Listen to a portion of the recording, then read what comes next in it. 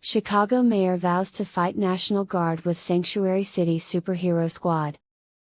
In a bold move that has left political analysts scratching their heads and comic book fans inexplicably excited, Chicago Mayor Brandon Johnson announced yesterday the formation of the Sanctuary City Superhero Squad, SCSS, to counter what he calls an overreach by the National Guard.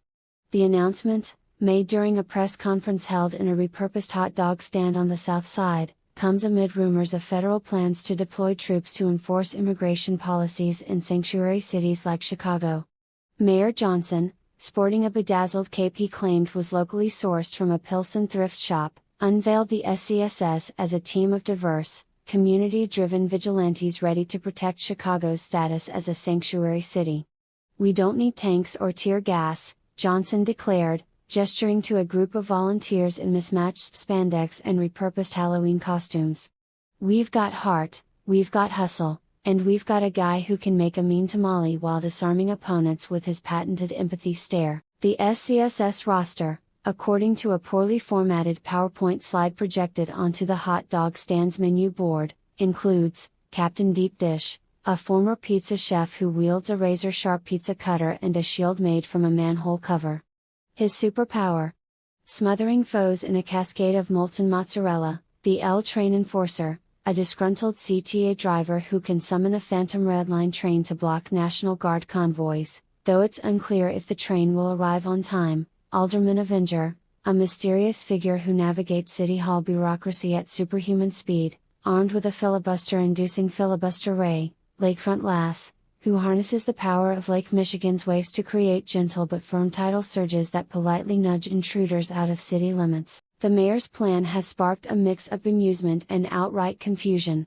Local resident Tammy Rodriguez, 34, remarked, "I thought this was a metaphor at first, but then I saw a guy in a luchador mask practicing karate kicks outside my bodega. I'm not sure if I feel safer or just weirded out."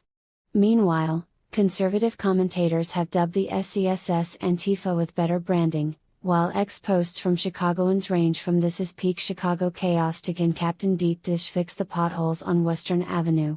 Critics argue the SCSS is a publicity stunt to deflect from the city's ongoing struggles with crime and budget deficits. Political analyst Dr. Sheila Watkins, appearing on a local cable access show, noted, "This is what happens when you mix progressive ideals with a Red Bull-fueled brainstorming session. Superheroes? Really? Next, they'll be issuing municipal bonds to fund a bat signal over Navy Pier." Undeterred, Mayor Johnson insists the SCSS is ready for action. "If the National Guard thinks they can roll into our neighborhoods, they'll have to face the wrath of Lakefront Lass's artisanal kelp whip," he said, pausing to adjust his cape, which had snagged on a ketchup dispenser.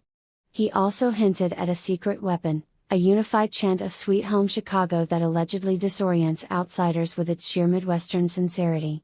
The Department of Homeland Security has yet to comment officially, though an anonymous source leaked a memo suggesting the Guard is not trained to counter tamale-based warfare. Meanwhile, local comic book shops report a surge in sales of blank sketchbooks, as aspiring SCSS members scramble to design their own capes. As Chicago braces for a potential showdown, the city's residents are left wondering, will the Sanctuary City Superhero Squad save the day, or will they just clog up the Dan Ryan Expressway with their choreographed victory dance? One thing's certain, Chicago's never been more ready to fight authoritarianism with a side of giardiniera.